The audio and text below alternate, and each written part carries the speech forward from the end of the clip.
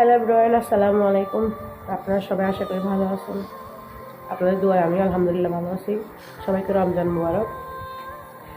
আমি আজকে কিছু কথা নিয়ে আপনাদের মাঝে হাজির হয়েছি। কারণ হচ্ছে গিয়ে এটা বলার হয়তো আমার কোনো অধিকার বা আমি এখনো তেমন বড় আহামরি কিছু হয় না যে আমি এটা বলতে পারবো, এরকম কোনো অধিকার বা কোনো রেখে। তারপরও মানে একটা সত্যি কথা না বললেই নয়, তার জন্য বলতে আসছি। আপনারা কিছু মনে করেন না, কিছু ভুল ত্রুটি হলে ক্ষমা করে দিন। বর্তমানে আমাদের বাংলাদেশে সবচেয়ে বড় মেয়েদের শত্রু হচ্ছে মেয়েরা। এই কথাটা কেন বলতেছি, এটা আমি আজকে বলতে বাধ্য হচ্ছি। কারণ একটা জিনিস আপনারা মানে বুঝতে বুঝতে পারছেন কিনা জানি না, মেয়েরা হচ্ছে মেয়েদের বড় শত্রু। কারণ জানে যে তাদের ওয়াইফ আছে, বাচ্চা আছে, তারপরেও মেয়েরা কি ওই ছেলেদেরগুলোকে সাথে রিলেশন করবে, ওদের সাথে বিয়ে করে ফেলবে, না হয় ওদের ফ্যামিলি থেকে ওদেরকে নিয়ে যাবে।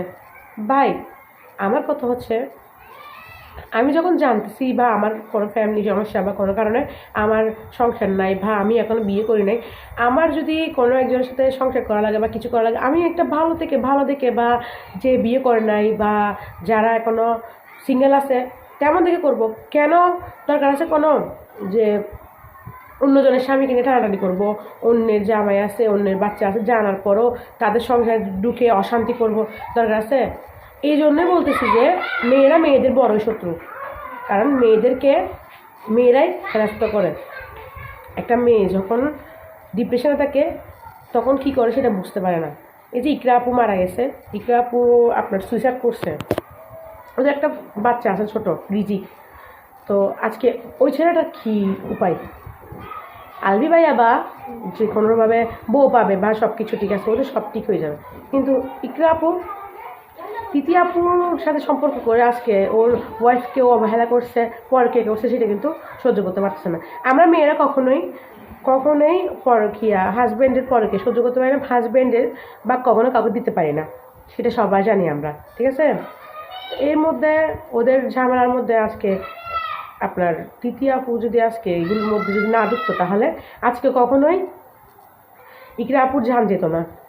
সব কিছু উনি আজকে 2 বছর ধরে ওদের সংসারে অশান্তি চলতেছে, এগুলো হওয়ার পরে গিয়ে আজকে এসে আপনার উনি সুইসাইড করছে।